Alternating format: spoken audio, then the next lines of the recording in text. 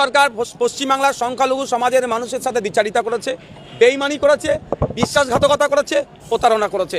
যদি আজকে রাজ্য সরকার এই আইনটা মেনেই নেয়, তাহলে কেন আগের প্রায় মাস চারেক আগে কেন বলেছিল পশ্চিমবাংলায় ওয়াকফ সংশোধনী আইন লাগু হতে দেব না? দেখুন, আমাদের স্পেসিফিক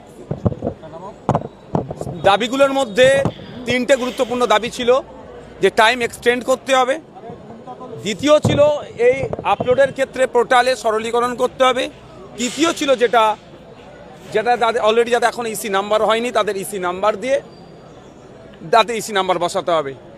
এবং সাথে সাথে আমরা আর বেশ কিছু কথা বলেছি, যেটা হচ্ছে যেটা ডাইরেক্ট ম্যানেজমেন্টে 88টা প্রপার্টি আছে 8000-এর মধ্যে, সেটার ক্ষেত্রে অনেক দুর্নীতি হচ্ছে, বা ওয়াকফে আওলাদ এই প্রপার্টি অনেক দুর্নীতি হচ্ছে, এবং ওয়াকফে লিল্লা যেটা মোতোয়ালি দ্বারা পরিচালিত সেগুলো দুর্নীতি হচ্ছে। এগুলো আপনাদেরকে নজর রাখতে হবে। যিনি চেয়ারম্যান স্যার ছিলেন, সিইও স্যার ছিলেন, তিনি আমাদেরকে জানিয়েছেন এই বিষয়টা আমরা তদারকি করছি।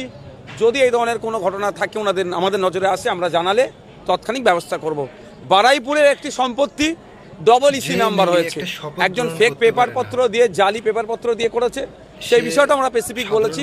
উনি বলেছেন যাদের অরিজিনাল পেপার আছে দ্রুততার সাথে চেয়ারম্যান স্যারের কাছে জমা করলে যারা অবৈধ তথ্য দিয়ে তারা ইসি নাম্বার বাড়িয়েছেন সেটা বাতিল করবে।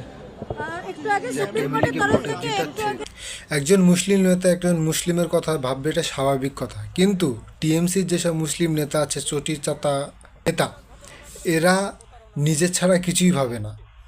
হুমায়ুন কবির যেমন আছে, ওনার কথা হলো উনি বাবরি মসজিদ বানাবে।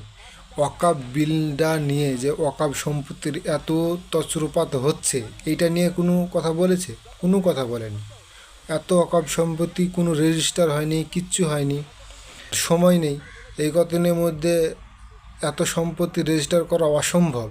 এই নিয়ে ওনাদের কোনো মাথা ব্যথা নেই। ওনার কথা হলো আমি 6 ডিসেম্বর বাবরি মসজিদ বানাবো, কিন্তু 5 ডিসেম্বরের আগে যে কত ওয়াকফ সম্পত্তি সরকারের নামে হয়ে যাবে সেটা ইনার খোঁজ নাই। আর যেসব এমএলএ এমপি আছে, এরা তো নিজের ঘর সামলাতেই ব্যস্ত। হ্যাঁ, তাই এরা ওয়াকফ সম্পত্তি নিয়ে কী বলবে? 4 তারিখে মমতা বন্দ্যোপাধ্যায় আসছে, এরা শুধু সারাদিন ওয়েলকাম, মমতা বন্দ্যোপাধ্যায় ওয়েলকামই করছে। এরা ওয়েলকামই করবে, কিন্তু মমতা ব্যানার্জিকে একটা প্রশ্ন করবে না যে আপনি এরকমটা কেন করলেন। প্রথমে তো বললো আমি ওয়াকফের বিলের আমার রাজ্যে মানি না, আমি কোনো রকম কাজ করতে দিব না। কিছুদিন আগে বলছে আমি উমিদ পোর্টালে সবাই নাম রেজিস্ট্রেশন করুন, তা 10 দিনের মধ্যে এটা কী করে করবে?